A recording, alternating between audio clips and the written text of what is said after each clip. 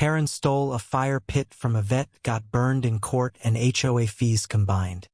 Have you ever wondered what happens when greed oversteps honor in a quiet neighborhood? In the sleepy cul-de-sac of Willow Creek, where picket fences and manicured lawns painted a picture of suburban harmony, a single act of audacity set the community ablaze. Karen Mitchell, the self-appointed queen of the Homeowners Association, wasn't just known for her clipboard and condescending smirk. She was infamous for her relentless need to control everything. But when she set her sights on a weathered fire pit in the backyard of retired Marine veteran Tom Hargrove, she ignited a firestorm that would consume her reputation and her wallet. Tom's fire pit wasn't much to look at. A simple iron bowl, dented from years of use, sitting on a cracked stone patio. To him, though, it was a relic of resilience. He'd bought it after returning from his last deployment, a place to gather with friends, share stories, and find solace under the stars. Every scar on its surface mirrored one of his own, a quiet testament to battles fought and survived. Karen, however, saw it differently. To her, it was an eyesore that violated HOA regulations she'd personally rewritten to enforce her vision of perfection. She'd sent Tom warning letters, each more aggressive than the last, demanding he remove it. Tom, stubborn but polite, ignored them, believing his property was his sanctuary. One humid July evening, under the cover of twilight, Karen took matters into her own hands. Armed with a flashlight and a borrowed pickup truck, she crept into Tom's backyard, her heels sinking into the soft earth. She didn't just want the fire pit gone, she wanted it for herself. Her own backyard, pristine but soulless, lacked the warmth of Tom's gatherings. She'd watched his friends laugh around the flickering flames, and envy had festered. With a crowbar and a grunt, she pried the fire pit loose, dragging it across the lawn, leaving a trail of torn grass and scattered coals. She didn't count on Tom's security camera, quietly recording her every move. The truth unraveled faster than Karen could spin a lie. By morning, Tom had the footage, and the neighborhood's group chat was buzzing. Karen's defense was as bold as it was absurd. She claimed she was relocating the fire pit for the community's benefit, arguing it was a fire hazard. But the video told a different story: her calculated theft, the deliberate destruction of Tom's patio, and her smug glance at the house as she loaded her prize into the truck. The neighbors, usually cowed by Karen's HOA reign, found their spines. They rallied behind Tom, a man who'd served his country and asked for little but respect. Among them was Lila, a quiet retiree who'd once been a paralegal.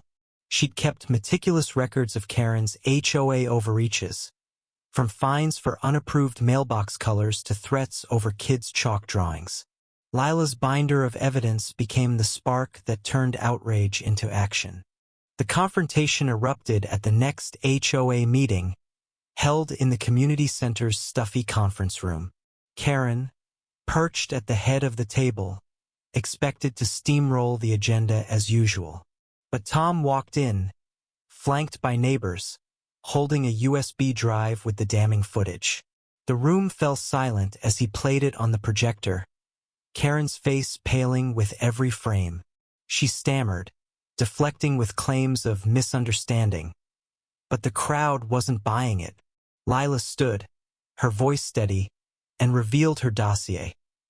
Years of Karen's petty tyranny, including forged meeting minutes and misallocated HOA funds. The twist? Lila had uncovered that Karen had been skimming dues to fund her own backyard renovations, including a pergola she'd bragged about on social media. The fire pit theft wasn't just personal, it was part of a pattern. The fallout was swift and merciless. Tom filed a civil suit for theft and property damage, backed by the video evidence and Lila's testimony. The courtroom was packed, neighbors spilling into the aisles, as Karen faced a judge who didn't tolerate her theatrics. She tried to play the victim, claiming Tom's fire pit was a community nuisance. But the judge wasn't swayed. The security footage, combined with Lila's records, painted a picture of calculated greed. Tom was awarded $5,000 for the fire pit and patio repairs, plus punitive damages for emotional distress. But the real blow came from the HOA itself.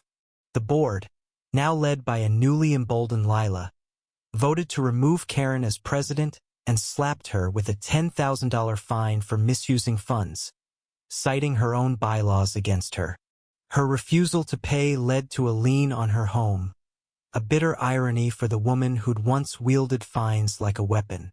Karen's world crumbled. Her pristine reputation, built on intimidation, lay in ashes. Neighbors who once feared her now shunned her, their whispers following her down the street. Her backyard, once her pride, became a reminder of her disgrace. The pergola she'd funded with stolen dues now a symbol of her downfall. Tom, meanwhile, replaced his fire pit with a new one, shinier but no less meaningful. His first gathering drew half the neighborhood, their laughter echoing late into the night, a quiet victory over Karen's tyranny. In the end, Willow Creek found its heart again. Tom's fire pit became a symbol of resilience, not just for him but for a community that refused to let pettiness win. Karen, humbled and isolated, faced a choice: learn from her mistakes or double down on her bitterness. Most importantly, the neighborhood learned that standing together could topple even the most formidable Karen. What would you do if greed threatened your community's spirit? Share your thoughts. Where do you draw the line between right and wrong?